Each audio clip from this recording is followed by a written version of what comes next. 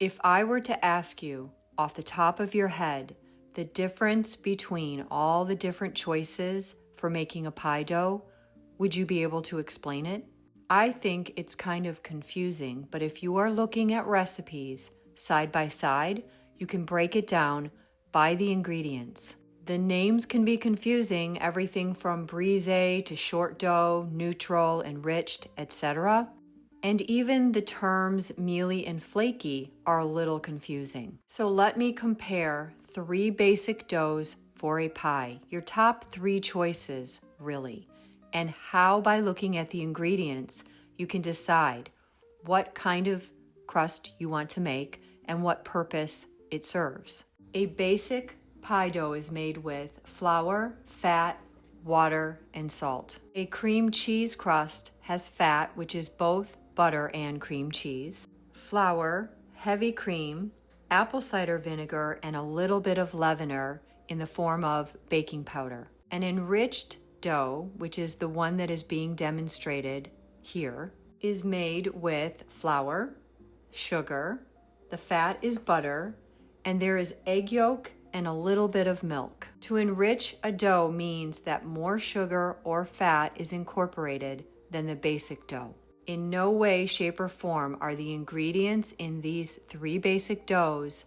interchangeable. You can't just substitute cream cheese for butter or add an egg yolk to a basic crust and turn it into an enriched dough. A well-formulated recipe will give you consistent results every single time. There are no hacks for making a pie crust better. There are only good recipe formulas. A basic dough is mixed with cold butter and flour until the butter is a certain size.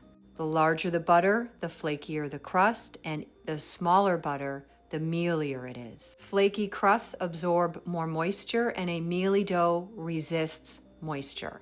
But this is a basic flavored dough and it's neutral. Water is added after the fat comes to the desired size and it's only mixed until the dough comes together. Cream cheese crust, remember that the ingredients are cream cheese and butter and heavy cream, has a lovely flavor and color. That's the desired outcome. So if you are looking for more flavor than a neutral crust, go for a cream cheese crust. If you are looking for something in between, a basic crust but with a little richer flavor, a crust with egg yolks and a tiny bit of sugar will do the trick. The pastry love crust shown here is mixed until the butter is around a pecan size. Liquid is egg yolk and milk, and it is added all at once and then barely mixed. It remains shaggy. Her suggestion is to use the fraisage method, which is to take the heel of your hand and to drag the butter into long strands, creating long shingles of butter, which in theory can lead to the flakiest of crusts.